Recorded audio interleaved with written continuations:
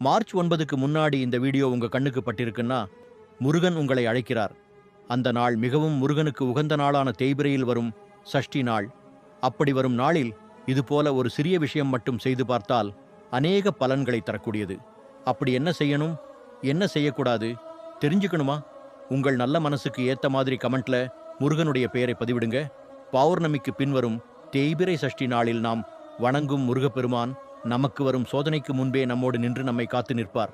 அந்த நாளில் நீங்கள் ரொம்ப எளிமையான ஒரு பரிகாரம் இது மாதிரி மட்டும் செய்யுங்கள். உங்களுக்கு எந்த பிரச்சனை எது இருந்தாலும் அது வந்த இடமே தெரியாமல் போய்விடும். இதுபோல பல பேர் செய்து பலன் அடைந்திருக்கிறார்கள்.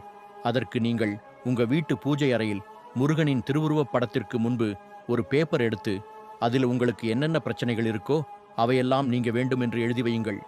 பிறகு உங்க வீடு பக்கத்தில் இருக்கும் முருகன் கோவிலுக்கு சென்று அங்க இருக்கும் மரத்தில் முருகனை நினைத்து வேண்டிக் கொண்டு அந்த பேப்பரை கட்டிவிடுங்கள். அந்த பிரச்சனைக்கு நீங்கள் வீட்டுக்கு போகும் முன்பே அதற்கான தீர்வை முருகன் காண்பிப்பார்.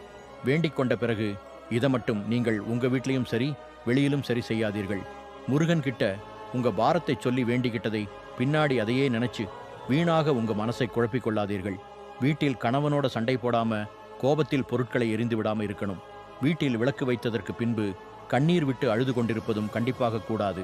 ஒரு முறை நான் கூறியது போல் செய்துதான் பாருங்களேன், மாற்றம் உங்களுக்கு கண்டிப்பாக தெரியும். முருகன் என்றும் உங்களோடு இருப்பார்.